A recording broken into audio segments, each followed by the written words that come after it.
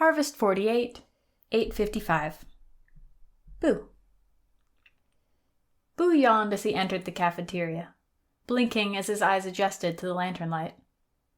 Students milled between busy tables, trays piled high with breakfast cakes or oatmeal as they laughed or raged about their unfair assignments.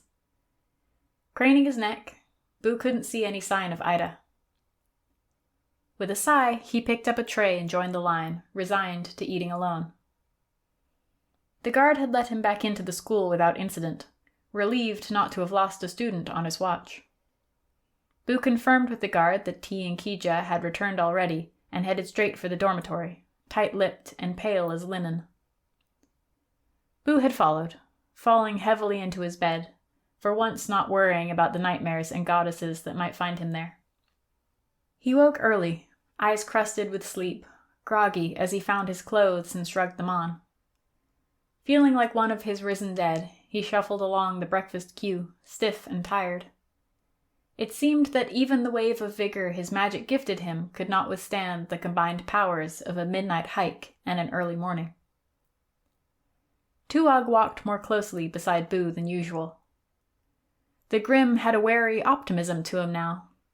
Happier, but like he expected it to end at any moment.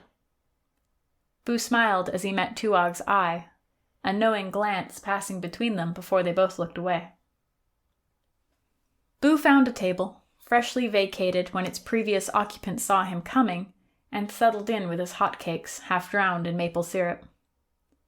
Perking up as he ate, Boo let his mind wander ahead to the practice clearing, considering what to work on to get closer to his new goal, sending the Grimm to that other place, his home if Boo had to guess. Now that he knew why Tuog had chosen to follow him in particular, he could think of little else.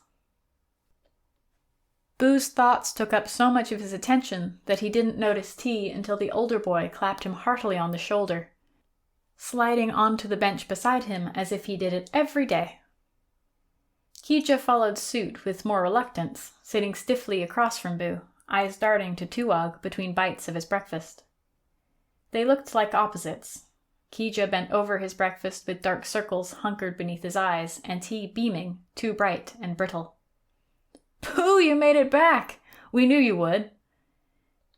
T half shouted, the high flush of his cheeks making it clear that they knew no such thing.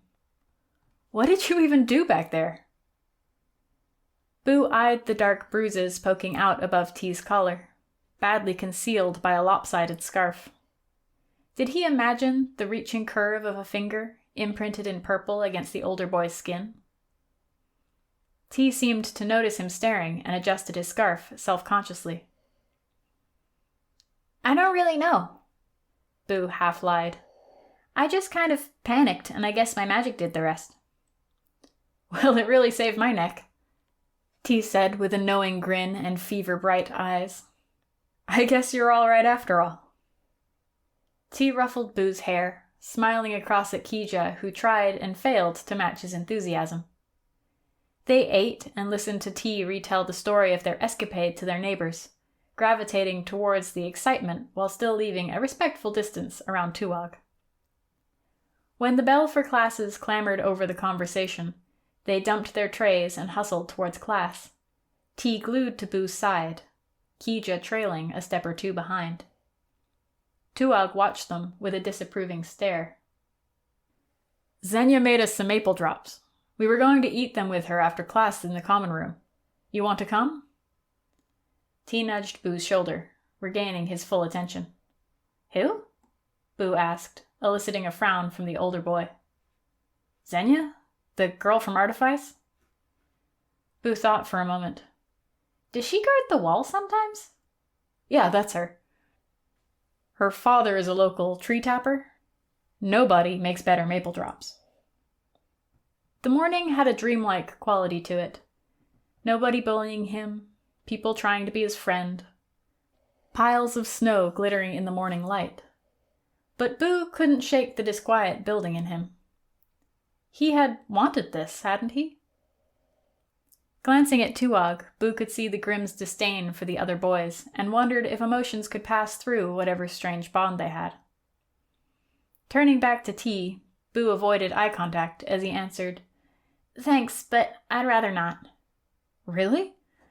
Well, we don't have to do that. We could go sledding instead. If you take a good run at it, you can really get flying." T pushed, nodding to himself as if the decision had already been made.